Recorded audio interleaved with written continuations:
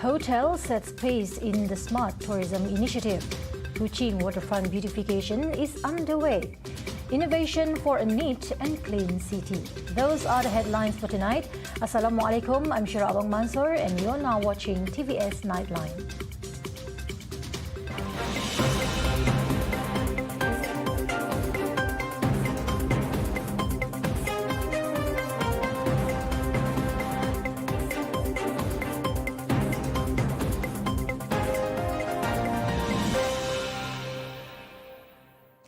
It is a goal of every city to provide a clean and pleasant environment, leveraging on innovation and technology to make city cleaning more efficient.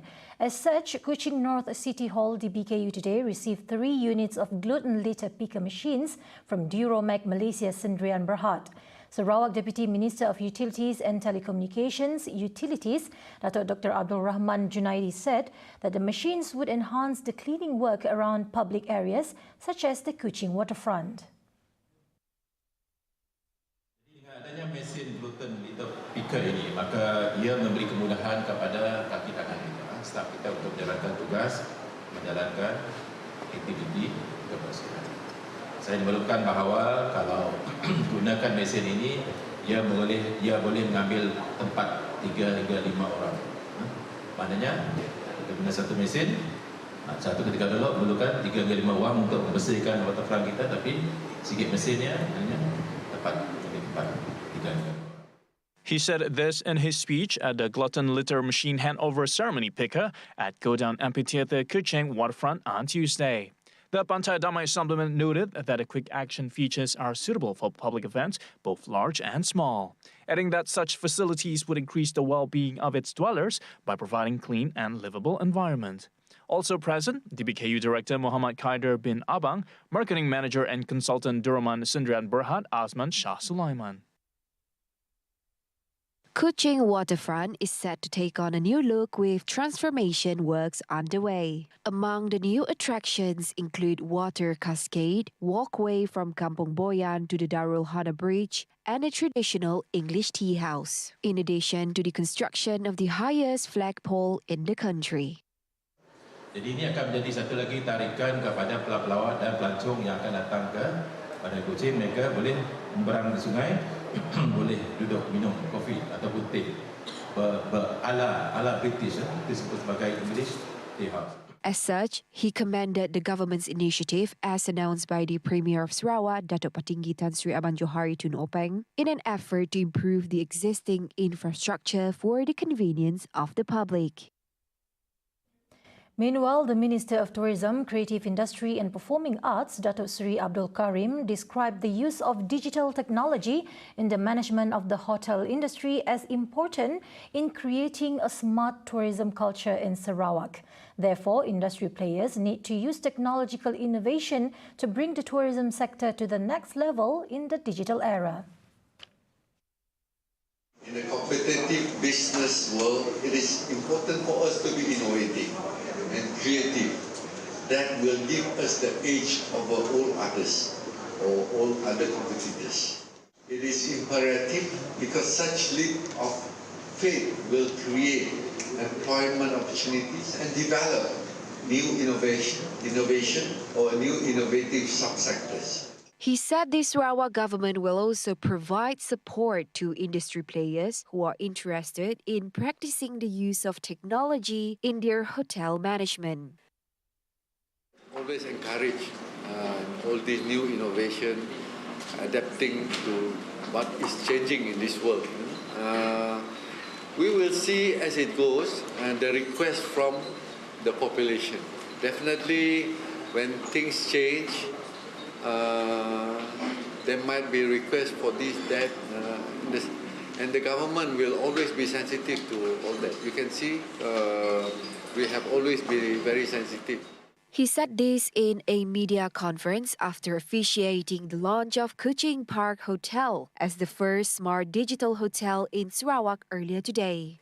Adding further, he said Malaysia is also focusing on smart tourism, which involves digitalization and the development of smart, innovative and futuristic products as well as related services. These efforts, he said, are crucial in securing a resilient and sustainable tourism industry that is ready to face the future challenges or any crisis. KUCHING is set to play host to the inaugural Borneo International Garden Expo Sarawak, or Big X, at Borneo Convention Centre KUCHING BCCK from 17th to 19th of March. Organised by BCCK and Orchid Woods Company, the three-day expo aims to feature Borneo's unique nature and horticulture, as well as promote Sarawak as one of the horticulture hubs in this region. Speaking at the launch, Minister of Tourism, Creative Industry and Performing Arts Sarawak, Datuk Seri Abdul Karim Rahman Hamzah, said the event is timely as the COVID-19 pandemic has seen an upsurge in interest in gardening and greening at home.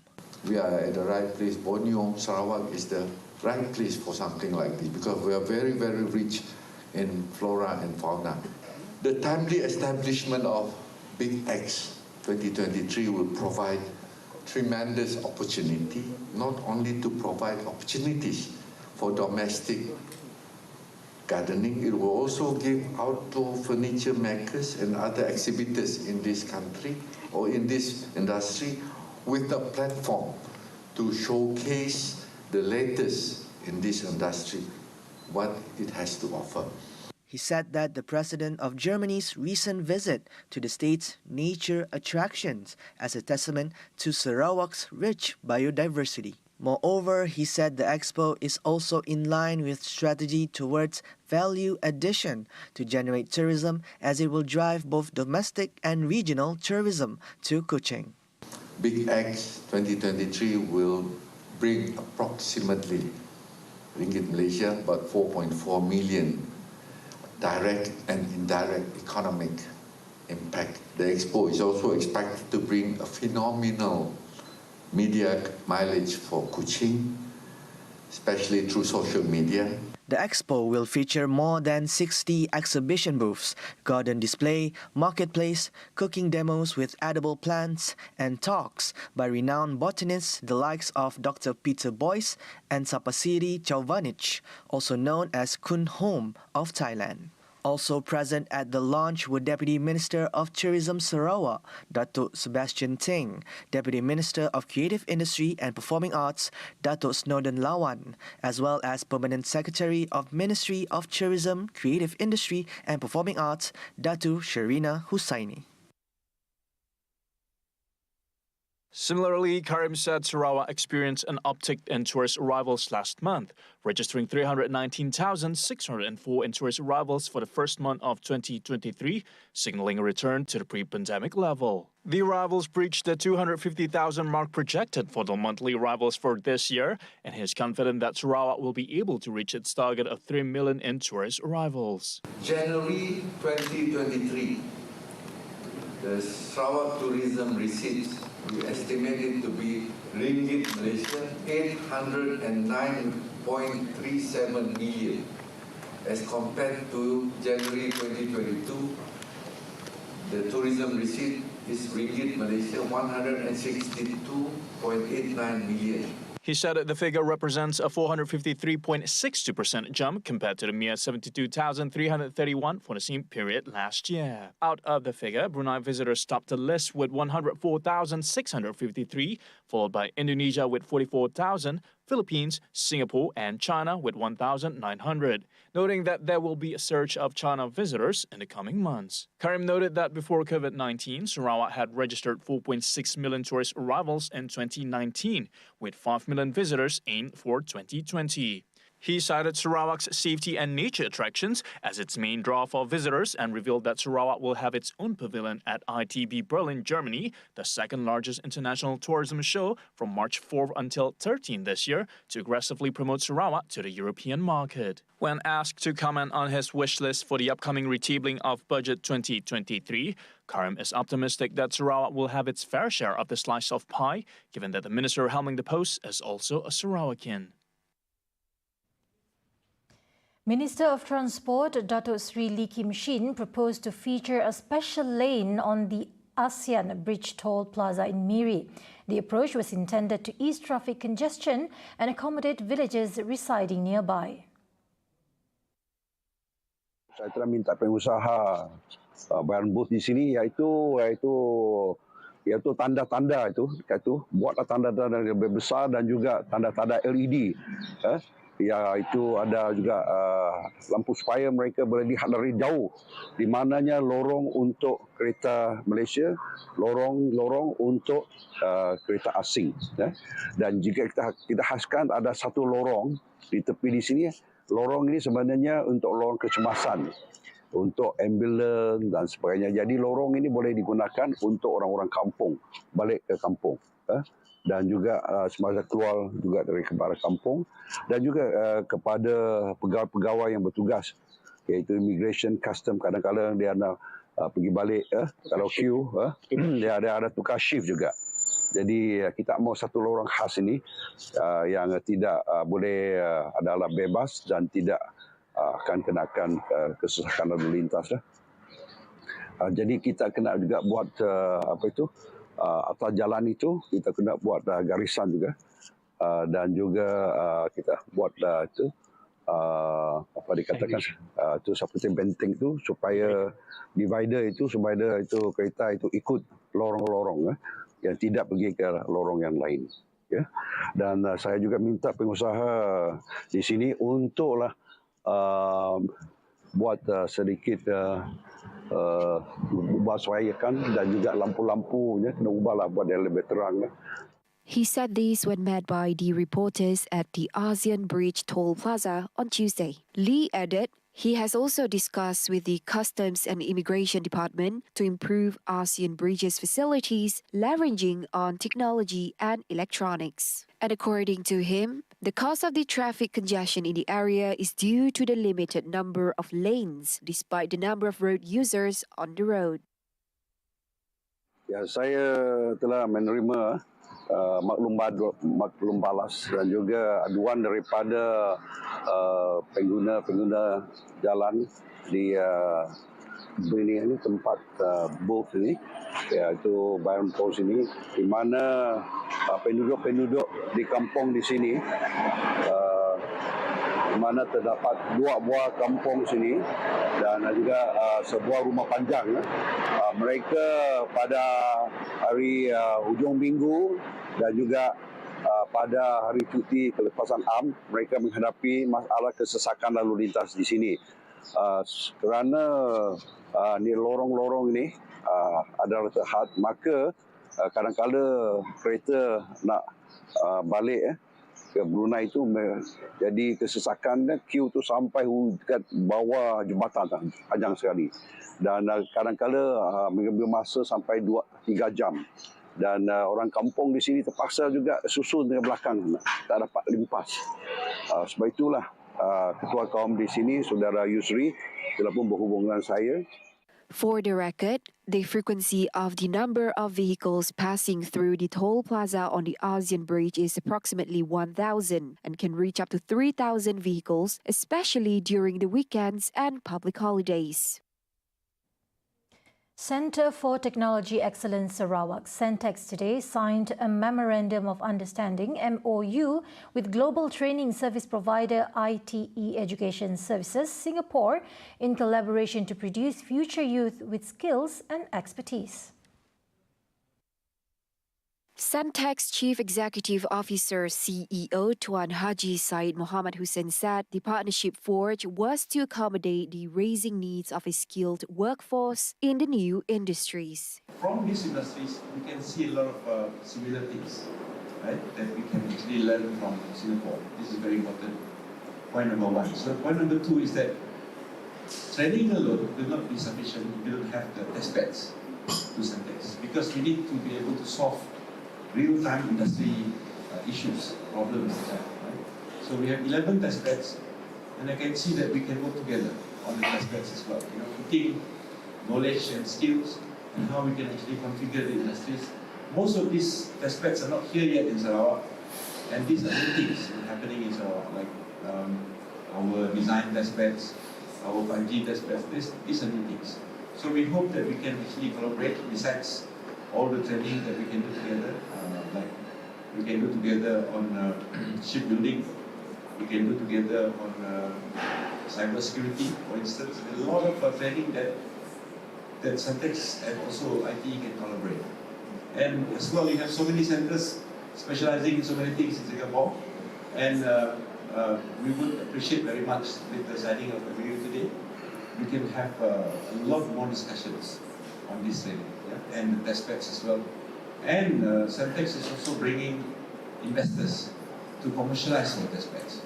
Those are important points as well, because sometimes the industries are future industries. They're not here yet in Sarawak. So we need to create those test beds and commercialize it to create those industries. Then our students can come in. He said this in his speech at the signing ceremony between the two institutes held at Syntex campus on Monday. The signing was witnessed by Syntex advisor Dr. Valdir Singh. The MOU will cover areas of development of the technology program and curriculum, setting up of technology program infrastructure and facilities, implementation of technology program quality assurance framework, training of technology program leaders and trainers, and assessment and certification of technology program and students. We are big in oil and gas. We are very focused on the upstream and also the downstream. And downstream oil and gas is huge industry. You have the chemical, you have the oil and gas, you have the fertilizer industries, you have the LNG, you have the hydrogen, you have so many list of industries in Sarawak that needs skills and knowledge. So both for school leavers and also degree holders. So basically in subsurface engineering, this is something that Sarawak needs, because 60% of oil in Malaysia, oil and gas is coming from Sarawak. If you look at new discoveries, it's all coming from Sarawak. So that industry is going to be very big. A lot of exploration blocks right now, you can see in Miri, into a lot of new blocks. So we need a lot of skills. Said also added that the state government is looking into industries involved in the environmental, social and governance ESG framework, in particular carbon storage, automation and digital economy, in realizing the vision for Kuching to be a smart city by 2025. Coming up right after the break, we've got Budget 2023 wish list and another earthquake rocks Turkey right here on TVS Nightline. Stay tuned.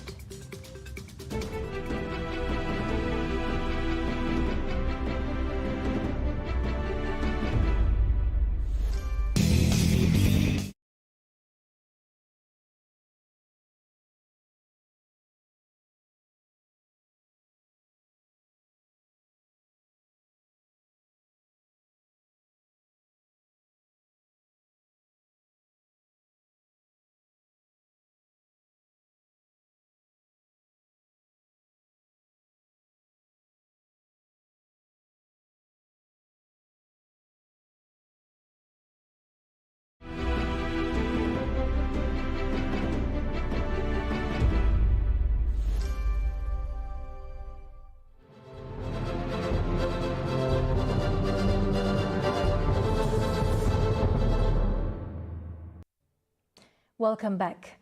Only 3 more days to the tabling of the revised 2023 budget by Prime Minister Datuk Seri Anwar Ibrahim.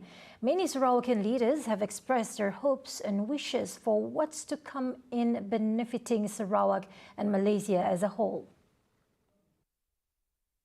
Saya begitu besar untuk melihat anak-anak muda kita juga diberi peluang untuk pendidikan yang lebih bermutu dan juga kursus-kursus yang ditawarkan kepada anak-anak Bumi Putra di kawasan Parlimen Puncak Borneo adalah kursus dalam fakulti-fakulti yang penting seperti kedoktoran, bidang profesional dan sebagainya, sebab ada kadang-kadang mereka ini layak tetapi mempunyai keputusan yang baik, tetapi mereka ini diberi kursus dalam fakulti yang tidak menyelah seperti bidang sains sosial, bidang sukan dan sebagainya, dan apabila mereka keluar nanti mereka suka untuk mendapat pekerjaan, dan walaupun mereka ini graduan tetapi peluang untuk mereka mendapat pekerjaan sukar juga akan melahirkan satu masalah, Jadi saya berharap agar kita di Parlimen Puncak Borneo ini diberi peluang dan ruang seluas-luasnya untuk kita memartabatkan golongan muda kita, untuk kita memartabatkan human capital kita. So dari segi sekolah pun macam tu juga. Dalam Seri Aman kita ada, kalau tak silap saya, 47 schools, 5 of each are secondary school, dan banyak juga sekolah-sekolah di Seri Aman yang boleh dikatakan dalam peringkat daif lah. Jadi saya mohon pihak kerajaan pusat especially look at this matter lah, ataupun provide the funding to help this school so that kita dapat perbaikilah atau buat sekolah baru ke. Jadi untuk Kementerian Utiliti dan Telekomunikasi Sarawak, kita mengharapkan agar Yang Amat Berhormat Perdana Menteri kita akan menumpukan perhatian kepada usaha untuk meningkatkan dari segi pembangunan utiliti dan juga telekomunikasi di Sarawak. Seperti yang sedia maklum bahawa untuk memastikan bahawa setiap infrastruktur asas untuk menyediakan bekalan air dan juga bekalan elektrik, terutama di kawasan luar bandar yang merangkumi dua utiliti penting di Sarawak, kita amat memerlukan dana yang besar, terutamanya daripada Kerajaan Persekutuan untuk melaksanakannya. Tiga ialah dari segi keperluan dana yang mencukupi daripada Kerajaan Persekutuan untuk kita meningkatkan dari segi infrastruktur telekomunikasi. Sama juga dari segi sebabnya kerana dari segi kawasan wilayah Sarawak yang amat besar, maka kita memerlukan infrastruktur asas seperti pembinaan menara telekomunikasi dan juga dari segi pemasangan talian internet mencukupi di tempat-tempat tertentu termasuk di kawasan pedalaman. Pertamanya saya mengharapkan belanjawan ini merupakan belanjawan yang menyeluruh, terutamanya untuk kita di Sarawak. Kita sedia maklum kawasan di Sarawak kebanyakannya kawasan di luar bandar, terutamanya di Parlimen saya di Batang Lupa. Banyak lagi kemudahan-kemudahan asas yang perlu kita lengkapkan, terutama dari segi fasiliti asas. Contohnya seperti sekolah-sekolah. Isu sekolah daif ini memang banyak dibangkitkan, bukan sekarang, tetapi saya rasa lama sebelum ini pun kita dah bangkitkan. MP-MP yang sebelum ini pun dah bangkitkan. Adun-adun pun menyentuh berkenaan dengan sekolah daif ini. Infrastruktur dari segi jalan raya yang penting bagi saya, terutama di kawasan-kawasan hulu sungai, kawasan-kawasan pedalaman yang tidak mempunyai jalan dan ada yang menggunakan jalan balak yang tidak diselenggara. Sebab bagi saya tanpa jalan raya ini sosioekonomi penduduk-penduduk di kawasan hulu agak sukar. Saya juga ingin melestarikan adalah mengenai dengan telekomunikasi, terutamanya internet. Apatah lagi kawasan Lubuk Antu isaf pun coverage tak kuat sangat actually. So kalau kawasan hulu memang tak ada langsung lah. Saya amat berharap dan saya ingin merealisasikan agar kawasan-kawasan di sekolah, kawasan-kawasan sekolah di hulu mendapat jaringan internet dalam masa terdekat ini. Hospital kita, klinik kita memang terlalu jauh ketinggalan, di mana bangunan-bangunan yang usang masih lagi digunakan dan ianya tidak selamat. Jadi mudah-mudahan belanjawan ini dapat fokus ke luar bandar seperti Semenjang agar ia dapat dibangunkan, agar ia setanding dengan kawasan-kawasan yang lebih maju.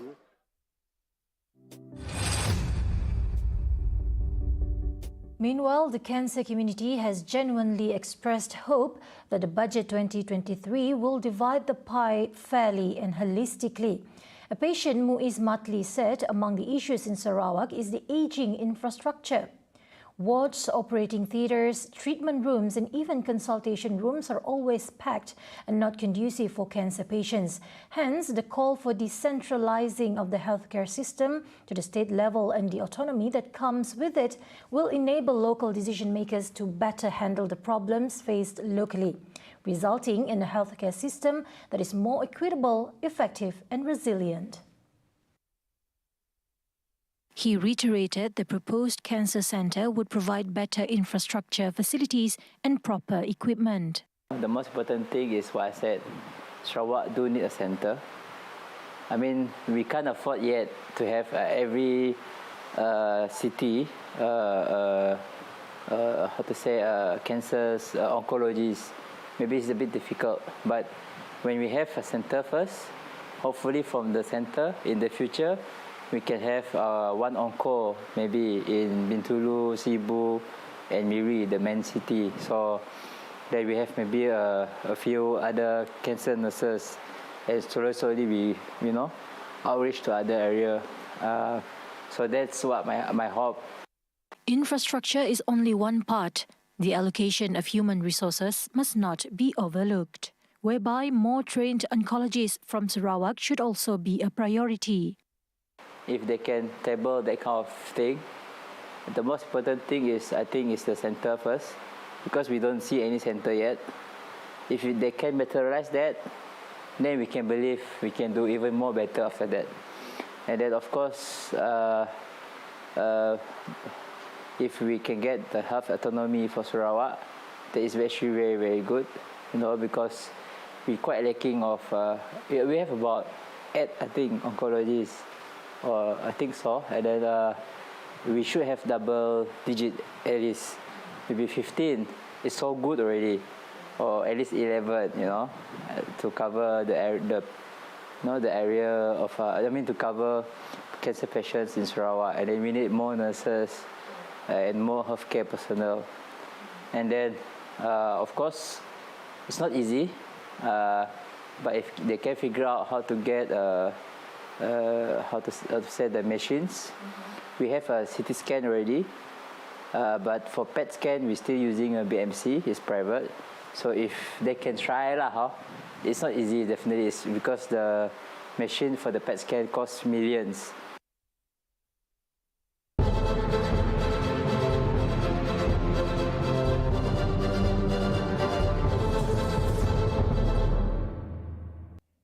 On to the global news. Another earthquake has struck the border region of Turkey and Syria just 2 weeks after the area was devastated by an initial earthquake that killed more than 47,000 people and damaged or destroyed hundreds of thousands of homes. The latest earthquake, with a magnitude of 6.3, followed by another with a 5.3 magnitude, was focused near the southern Turkish city of Antakya and was felt in Syria, Egypt and Lebanon. The European Mediterranean Seismological Center, EMSC, disclosed that the quake struck at the depth of 2 kilometers. Witnesses said Turkish rescue teams were running around after the recent quake, checking to see the people. Meanwhile, it was reported that 5 people were killed and more than 200 people were injured. The death toll from the quakes 2 weeks ago rose to 41,156 in Turkey, as the country's Disaster and Emergency Management Authority said on Monday, February 20th, and it is expected to climb further with the recent development. See the world closer with TVS as we bring you the latest news updates both locally and internationally. For more headlines, anytime, anywhere, just head on to our official website at tvstv.my or follow us on our social media platforms. And that is all the time we have for TVS Nightline. Thank you for your time. I'm Shira Abang Mansur. Salam Malaysia Madani.